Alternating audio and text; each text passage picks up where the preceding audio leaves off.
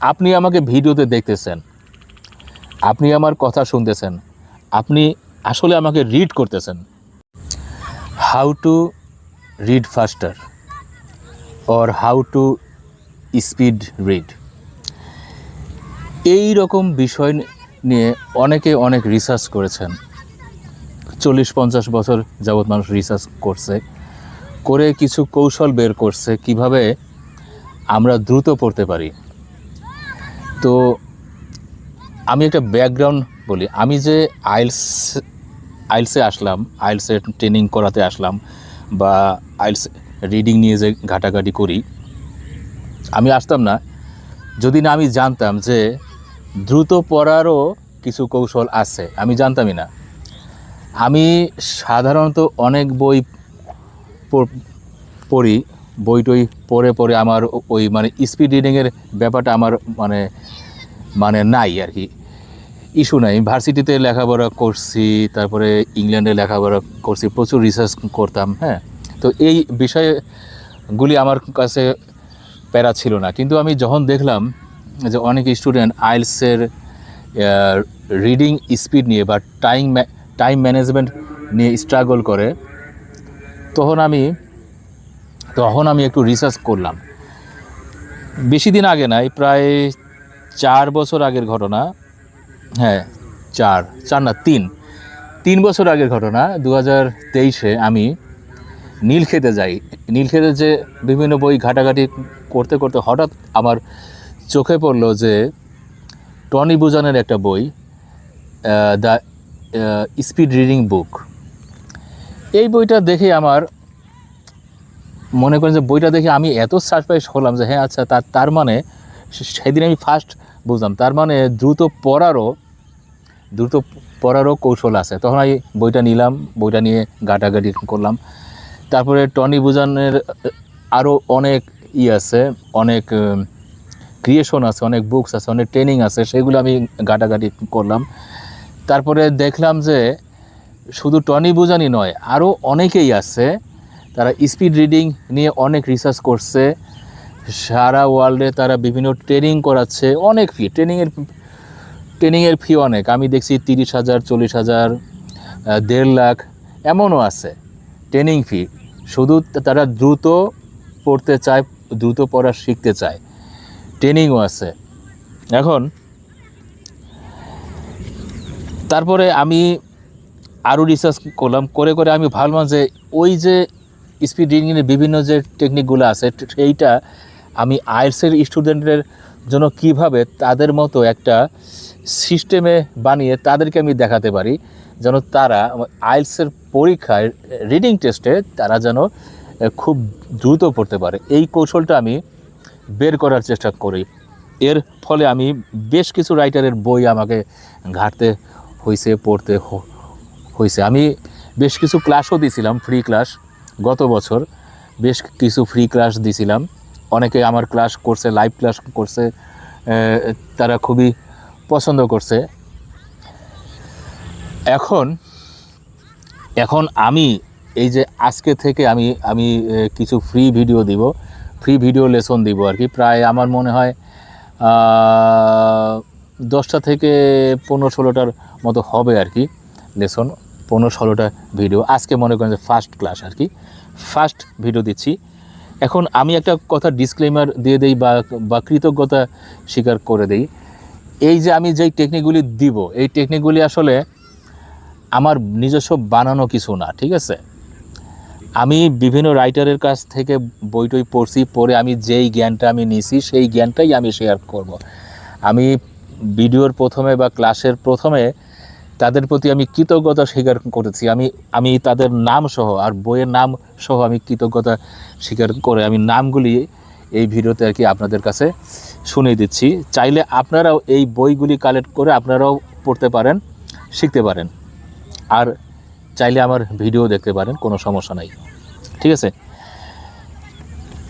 একজন রাইটার আছে গর্ডন ওয়াইনরাইট, ওনার বইটা হচ্ছে how to read faster and recall মোর।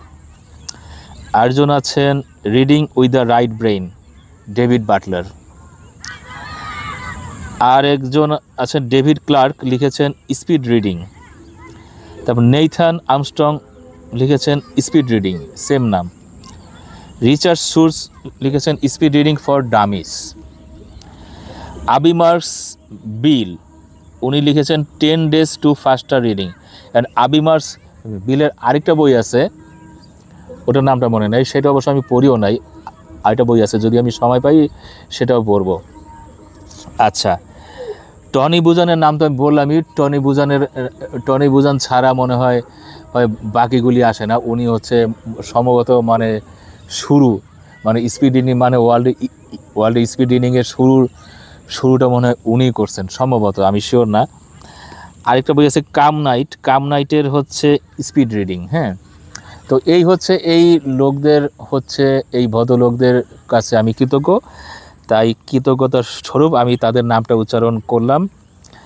কারণ এদের মতো এত ব্রিলিয়ান্ট মেধাবী আমি না যে আমি মানে স্পিড রিডিং নিজে নিজে বানাবো, ঠিক আছে। আপনারা হয়তো পারবেন। আপনারা এই কৌশলগুলো যখন আপনি জানবেন, প্রথমত কৌশলগুলি জানা লাগবে। জানলে তখন আপনি নিজস্ব অনেক কিছু আপনি নিজস্ব বানিয়ে অ্যাপ্লাই করতে পারবেন, ঠিক আছে। যেটা আপনার কাছে বেশি কাজে লাগবে, সুবিধাজনক লাগবে, সেটা আপনি সেভাবে অ্যাপ্লাই করবেন। আমি কোন বইতে পড়ছি আমার মনে নাই, একটা বইতে আমি দেখছি যে রিডিং জিনিসটা কি, রিডিং সম্পর্কে একটা বেশি একটু কথা বলে নেই। আমরা রিডিং বলতে সাধারণত ভাবি কি যে একটা বই বের করলাম, করে আমরা ওই অক্ষর শব্দ যা যা আছে ওগুলা পড়লাম, সেটাকে আমরা রিডিং বলি। আসলে রিডিংয়ের চিন্তা ভাবনাটা ব্যাপক। এই যে আপনি আমাকে ভিডিওতে দেখতেছেন, আপনি আমার কথা শুনতেছেন, আপনি আসলে আমাকে রিড করতেছেন। আপনি ভাবতেছেন যে এই লোকটা এই ধান ক্ষেতের এখানে বসে আমাকে আইলসের লেকচার দিচ্ছে, রিডিংয়ের লেকচার দিচ্ছে। হ্যাঁ, আপনি আমাকে জাজ করতেছেন এই লোকটা কেমন হইতে পারে, কি জানে কি জানে না, কেমন আপনি ভাবতেছেন, এটাও একটা রিডিং। আপনি আমাকে জাজ করতেছেন, ঠিক আছে। আমি কি ড্রেস পরে আছি, কেমন চশমা পরছি, কেমন প্যান্ট পরছি, কোথায় আছি, আমার ব্যাকগ্রাউন্ডে কি আছে, এভরিথিং আপনি জাজ করতেছেন। এই জাজটাও হচ্ছে একটা রিডিং, ঠিক আছে। রিডিংয়ের ধারণাটা ব্যাপক। এই যে আমরা যে অক্ষরগুলো পড়ি, আমরা যে ABCD পড়ি, সরেয়া ক খ পড়ি, এগুলি কোত্থেকে আসছে, কিভাবে আসছে? হ্যাঁ, এগুলি কি অটোমেটিক মনে করেন যে বইয়ের খাতায় চলে আসছে? না, আগেকার একদম শুরুতে মানুষ যখন কমিউনিকেট করতো, কিভাবে করতো? এমনি তো ল্যাঙ্গুয়েজ ছিল, যখন কাউকে মনে করেন ল্যাঙ্গুয়েজের বাইরে মনে করেন যে ফেস টু ফেস দেখা হওয়ার বাইরে যে যোগাযোগ করবে, কথা বলবে, সেটা কিভাবে বলতো? তারা করতো কি, যেইটা বলতে চায় তারা ছবির মতো আঁকতো, ঠিক আছে। ছবির মতো একে পাস করতো। এই ছবিগুলি আস্তে আস্তে ওরা হচ্ছে যে ডে বাই ডে মডিফাই করছে, এটা কমায় নিয়ে আসছে, ঠিক আছে। আমরা তো একটা সাজানো গোছানো একটা পৃথিবী পাইছি যে সরেয়া ক খ ABCD আছে। হ্যাঁ, কিন্তু একটা A বানাইতে, B বানাইতে মনে হয় যে শত বছর লাগছে আর কি, এভাবে বানাইতে, যে এটা B, এটা A, এটা C। হ্যাঁ, বুঝছেন, মানে সেইটার জন্য আলাদা বই আছে, আমি দেখছি একটা বইতে আছে এভাবে, মানে ধাপে আছে। বইটার নাম আমার মনে নাই, খুবই মজার একটা বিষয়। তারপরে রিডিংয়ের ধারণাটা ব্যাপক বলতে আমি আরও বলতে চাচ্ছি, এই যে আমি দেখতেছি যে এই যে ধান ক্ষেত আছে, ধান ক্ষেতের পাতাগুলো নড়তেছে। হ্যাঁ, আমি দেখতেছি, কিন্তু আমি আসলে পড়তেছি, আমার ব্রেন পড়তেছে। চোখ কিন্তু রিড করে না, চোখ শুধু দেখতে সাহায্য করে। আমরা রিড করি ব্রেন দিয়ে। আর রিডিং মানে হচ্ছে বুঝতে পারা, শুধু পড়লেই চলবে না, আমি যেটা বুঝতে পারতেছি সেটাই রিডিং। আমি যদি বুঝতে না পারি, ওটা রিডিং হয় না। যাই হোক, এখন আজকে এ পর্যন্তই আমার বক্তব্য। পরবর্তী লেসনে, পরবর্তী ক্লাসে হয়তো আমি আমার ডেস্কে বসে আমি আমার ক্লাসটা রেডি করব। হ্যাঁ, তো আসল কথাটা হচ্ছে শুধু ভিডিও দেখলে চলবে না। একটা রিডিং স্পিডটা হচ্ছে মানে একটা স্কিল। এই স্কিল কিন্তু রাতারাতি হয়ে যায় না। আমরা ছোটোবেলায় যখন হাঁটতে শিখছি, আমরা বারবার পড়ে গেছি, ঠিক আছে, বারবার পড়ে গেছি, উঠে দাঁড়াইছি, আবার পড়ছি, আবার হাঁটছি, পড়ে গেছি, এভাবে করে আমরা হাঁটতে পারি, চলতে পারি, সব কিছু করতে পারি, ঠিক আছে। তো এই যে আমার যে মডিউল, এই মডিউলগুলি মানুষ মানে ইউরোপ আমেরিকায় মানুষ শিখতেছে প্রায় 50,000, 1 লাখ, 1.5 লাখ টাকা খরচ করে। হ্যাঁ, সেগুলি আমি ফ্রিতে দেওয়ার চেষ্টা করতেছি। ফ্রি মানে এই না যে এর দাম কম। রিডিং স্কিল এমন একটা স্কিল, আপনি যদি 4,000 শব্দ বা 2,500 শব্দ, 2,000 শব্দ যদি হয়, আপনি 1 মিনিটে পড়তে পারেন, তাহলে বলতে পারেন যে দুনিয়াটা আপনার হাতের মুঠোয়। আপনি ইংল্যান্ডে বা বিদেশে, ইউরোপে যাবেন, কানাডা, অস্ট্রেলিয়াতে যাবেন, আপনি রিসার্চ করবেন, থিসিস করবেন, হ্যাঁ, তখন আপনার সামনে আসবে প্রচুর রিসার্চ করার ম্যাটেরিয়ালস আসবে। আপনি যদি খুব দ্রুত ওগুলি পড়ে সারতে পারেন, আপনাকে কেউ ঠেকাতে পারবে না।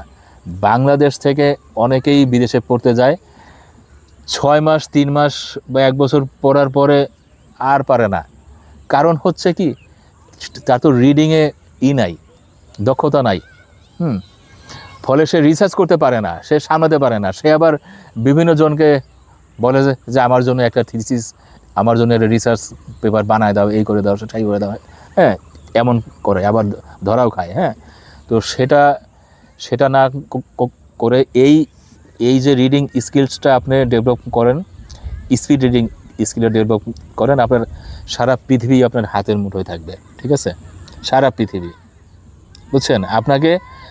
আপনি দ্রুত যদি অনেক বই পড়তে পারেন, আপনি হবেন দুনিয়ার মধ্যে একজন আলাদা মানুষ, একেবারে আলাদা। হ্যাঁ, আপনার আর কিচ্ছু লাগবে না, আপনার কোনো বন্ধু লাগবে না, আপনি বই পড়ে আপনি সারা দুনিয়ার জগৎ জয় করতে পারবেন, ঠিক আছে। তো আজকের ভিডিওটা এ পর্যন্তই। পরবর্তী লেসনের জন্য ওয়েট করেন। পরবর্তী লেসনে একেবারে আমরা প্র্যাকটিক্যাল আসপেক্টে চলে যাব, ঠিক আছে।